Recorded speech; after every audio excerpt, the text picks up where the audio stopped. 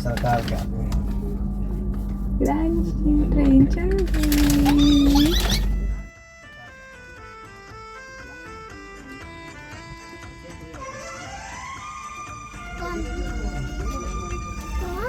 New Delhi.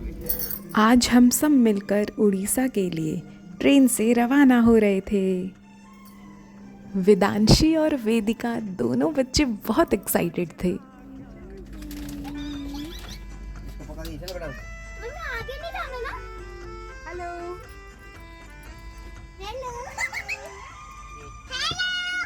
दोनों बच्चों के दादा दादी, नाना नानी और पापा मम्मी दो सब ने मिलकर इस यात्रा की तैयारी की थी।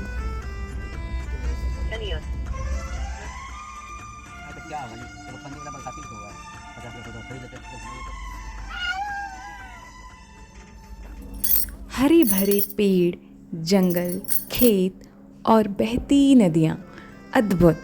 करीब 24 घंटे के सफ़र के बाद हम भुवनेश्वर के IHM यानी इंस्टीट्यूट ऑफ होटल मैनेजमेंट में पहुँचे, जहाँ हम सबको ठहरना था।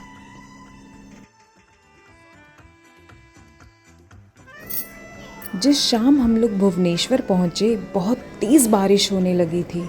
हम लोग घबरा गए कि ऐसे में हम कल कैसे घूमने निकलेंगे, क्योंकि हमारे साथ बच्चे भी थे और ससुर जी भी, जो थोड़ा बुज़ुर्ग हैं।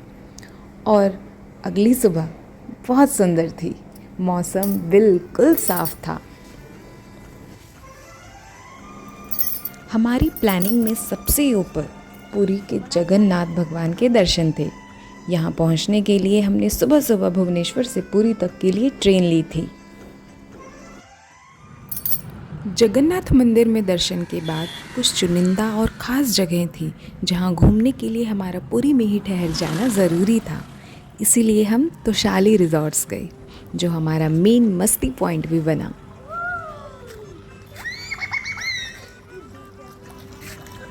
यहाँ हमने और बच्चों ने स्विमिंग पूल में जमकर मस्ती की। मेरी छोटी वेदिका की स्विमिंग।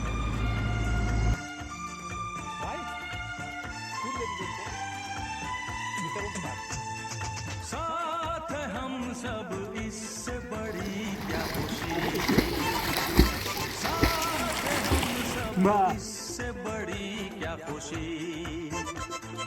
थोड़ा मुस्कुराओ, थोड़ा गुनगुनाओ, इसका है नाम जिंदगी। साथ हम सब। जी हाँ, जहाँ पूरा परिवार एक साथ हो, वहाँ खुशी का होना बिल्कुल स्वाभाविक है। दिन भर की मस्ती के बाद हम लोगों ने रात को यहाँ तोशाली में डिनर किया। सारा खाना बहुत स्वादिष्ट था।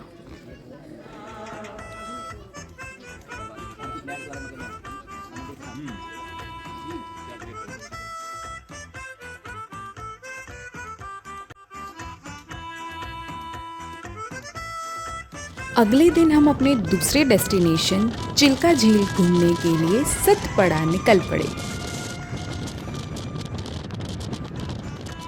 चिल्का झील एशिया की सबसे बड़ी खारे पानी की झील है। सतपड़ा चिल्का झील के किनारे बसा हुआ है। यह पुरी से लगभग 50 किलोमीटर दूरी पर है। चिल्का झील को पक्षी प्रेमियों और पक्षी विज्ञानियों के लिए स्वर्ग के रूप में देखा जाता है, क्योंकि ये पूरी झील समुद्री पक्षियों को बहुत बड़ी संख्या में आकर्षित करता है। इस झील में इरावदी डॉल्फिन भी पाई जाती हैं, जो दुनिया में केवल 2 लगून में से एक है जहाँ ये डॉल्फिन मिलती हैं। इस झील में हमने करीब 3 घंटे की लंबी बोटिंग की, जिसमें हमने बहुत सारे डॉल्फिन अपनी आँखों से देखे। बहुत ही अद्भुत नज़ारा था। यहाँ मौजूद पक्षियों को खाना देना और धीरे धीरे बहुत सारे पक्षियों का हमारे पास इकट्ठा हो जाना एकदम सुंदर और मनोरम था। बोटिंग के दौरान हमें बहुत ही सुंदर और अनोखे राजहंसा आइलैंड पर भी उतरने का मौका मिला।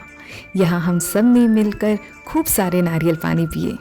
इसके बाद इस आइलैंड का एक छोर जो बंगाल की खाड़ी की ओर खुलता है, वहाँ पर हम सभी ने थोड़ी मस्ती भी की। चिल्का झील की प्राकृतिक विविधता और सुंदरता का ठीक तरीके से अनुभव आप तभी कर पाएंगे जब आप खुद इस झील के पानी की सनसनाहट को सुनेंगे और इसकी अद्वितीय सुंदरता को अपनी आँखों से सजीव रूप में निहारेंगे।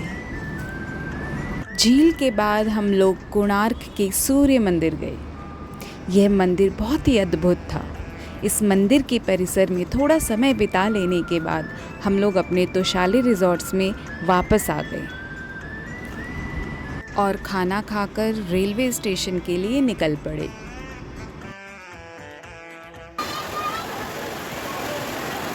ये पूरी रेलवे स्टेशन है जहाँ से अब हमें भुवनेश्वर के लिए ट्रेन लेनी है। जैसा कि आप देख रहे हैं फिर से कैसे झमाझम बारिश हो रही है। अब हम फिर से भुवनेश्वर IHM पहुँच चुके हैं। यहाँ से हमने सुबह सुबह श्री लिंगराज मंदिर में भगवान के दर्शन किए और फिर नंदनकानन चिड़ियाघर घूमने के लिए निकल पड़े। यह बहुत बड़ा चिड़ियाघर है। इसमें हमारे घूमने की एक पूरी अलग सी वीडियो है जो हमने आपके लिए YouTube पर भी डाली है।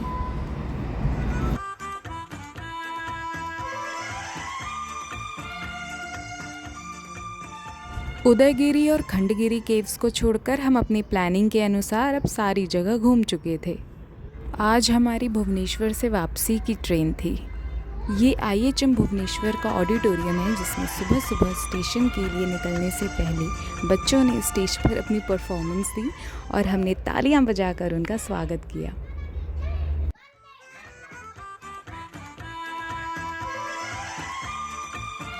ये हैं बच्चों के सुपर हीरो जो होटल छोड़ने से पहले सारे कमरे में अपनी नज़र दौड़ा रहे हैं।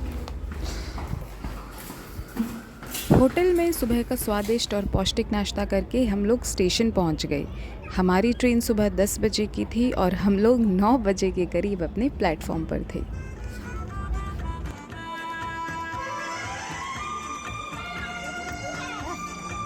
यहाँ आप 2 समधियों को साथ बैठे देख रहे हैं, जिनमें एक समधी अपने दूसरे समधी को शायद कोई गहन बात बता रहे हैं।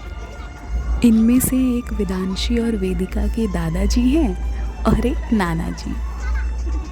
मैंने इनकी कोई बात नहीं सुनी। वेदांशी वेदिका के दादा दादी हमसे गया रेलवे स्टेशन पर अलग हो जाएंगे क्योंकि उन्हें बिहार में अपने घर जाना था।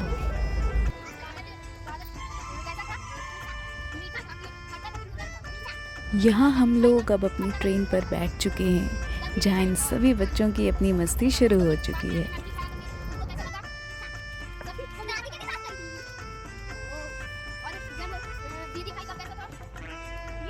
ये अद्रित हैं। ये दोनों बच्चों के कज़न भैया हैं जो दादा दादी के साथ रहते हैं। ये भी गया में अपने दादा दादी के साथ उतर जाएंगे, लेकिन उससे पहले तीनों बच्चे जी भर के आपस में ट्रेन का मज़ा ले रहे हैं और आपस में खेल रहे हैं। थोड़ी देर में दिल धक धक करने लगा था क्योंकि गया रेलवे स्टेशन अब आने ही वाला था और पापा मम्मी जी यानी वेदांशी वेदिका के दादा दादी और भैया हमें छोड़कर अब उतरने ही वाले थे। अपने मन को भारी किए हुए हम सभी उन्हें उतारने के लिए ट्रेन के गेट पर आ चुके थे। आखिर गया रेलवे स्टेशन आया और वे लोग उतर गए और हम भी अगली सुबह अपनी यात्रा को समाप्त करते हुए नई दिल्ली पहुंच गए। हमारी इस यात्रा का उद्देश्य 4 धामों में से एक धाम के दर्शन करना, नई जगहों पर घूमना, उनकी संस्कृति देखना और सबसे बड़ी बात, भाग दौड़ वाली इस ज़िंदगी से अलग पूरे परिवार का आपस में मिलजुल कर एक दूसरे के साथ आनंदित होना था। कुल भोर में सबका उठ जाना और एक दूसरे को जल्दी जल्दी तैयार होने के लिए बोलना, सुबह की ताज़ी हवा में गाड़ी में बैठकर हवा के थपेड़ों को गालों में महसूस करना, यह सब बहुत यादगार था। यहाँ बच्चों के साथ मिलकर हमने बहुत सारी यादें बनाई जो उम्र भर हमारे साथ हमारे दिल में रहने वाली हैं। आप सभी का हमारे साथ पूरे सफ़र में साथ देने के लिए बहुत बहुत धन्यवाद।